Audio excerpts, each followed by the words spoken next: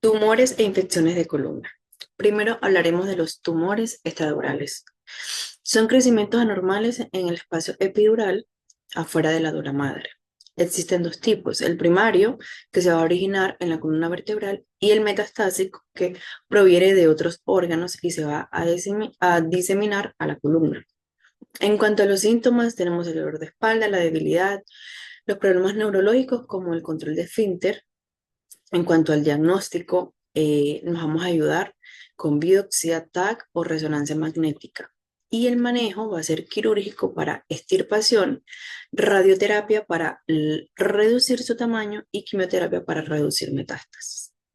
En cuanto a los tumores extramedulares, estos se van a desarrollar dentro de la dura madre, fuera del espacio de la médula espinal, en el espacio subaranoideo.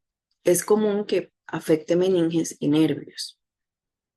Entonces, meningiomas son los de las meninges y los neuromas, como el schwannoma, son a partir de las células de Schwann. En cuanto a los síntomas, vamos a tener dolor radicular, síntomas neurológicos como debilidad y pérdida sensorial, el diagnóstico mediante resonancia magnética, y en cuanto al manejo, va a ser quirúrgico para la resección acompañado de radioterapia. También tenemos la discitis. Esta es una inflamación del disco intervertebral por una infección bacteriana. Es común en niños y en inmunocomprometidos.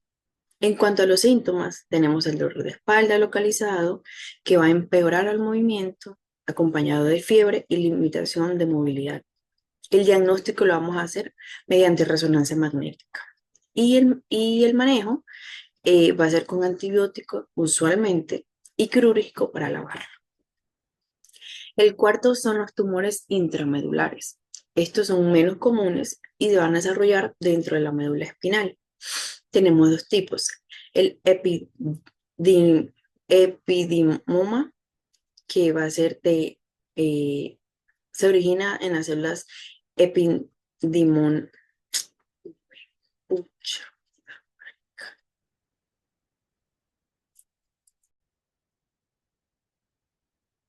tumores e infecciones de columna. Entonces, primero hablaremos de los tumores extradurales.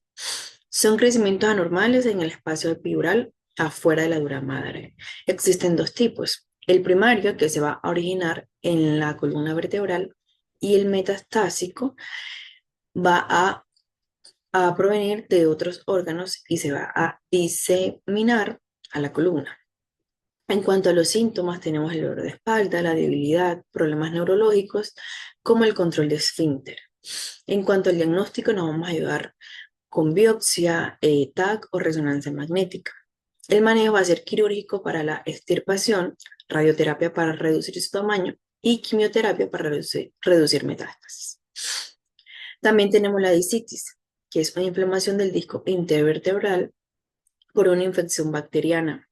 Es común en niños y en inmunocomprometidos. En cuanto a los síntomas, vamos a tener dolor de espalda localizado que va a empeorar con el movimiento, acompañado de fiebre y limitación de movilidad. Nos vamos a ayudar con una resonancia magnética y su manejo va a ser con antibiótico usualmente y quirúrgico para lavar. Como tercero, tenemos los tumores extramedulares. Estos se van a desarrollar dentro de la dura madre, fuera del espacio de la médula espinal, en el espacio subparanoideo. Es común que afecte meninges y nervios. Entonces, cuando hablamos de meningiomas, son de las meninges. Cuando hablamos de neuroninomas, como los schwannomas, son a partir de las células Schwann. En cuanto a los síntomas, vamos a tener dolor radicular, síntomas neurológicos como la debilidad y pérdida sensorial. Nos vamos a ayudar mediante una resonancia magnética para el diagnóstico, y en cuanto al manejo, va a ser quirúrgico para resección acompañado de radioterapia.